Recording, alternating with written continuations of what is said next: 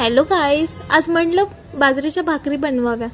तसं म्हटलं आज मम्मीला आणायला जायचं होतं म्हणून घरीच होते, रिकामीच होते. मग म्हटलं आता रिकामीच आहे तर काहीतरी करावं म्हणून म्हटलं मग बाजरीच्या भाकरी कधी ट्राय केल्या नव्हत्या म्हणून आज पहिल्यांदाच मी भाकरी बनवून बघितल्या. तसं दिसायला तर ते व्यवस्थितच दिसत होत्या, पाणी वगैरे व्यवस्थित लावलं, पण थोडा पचकाच झाला होता. बघू शकता थोडासा पचकल्याच होत्या.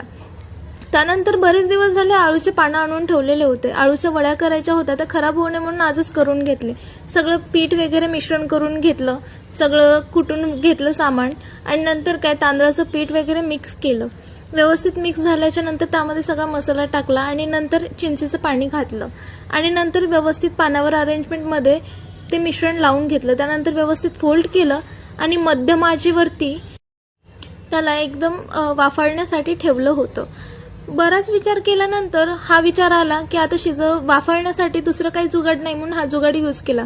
त्यानंतर व्यवस्थित वाफळल्यानंतर त्याचे काप काढून घेतले. त्यानंतर कढईमध्ये तेल टाकलं आणि त्यामध्ये व्यवस्थित तळून घेतलं. अशा प्रकारे आमच्या वड्या झालेल्या होत्या. त्यानंतर आवरला आणि मम्मीला घ्यायला निघाले.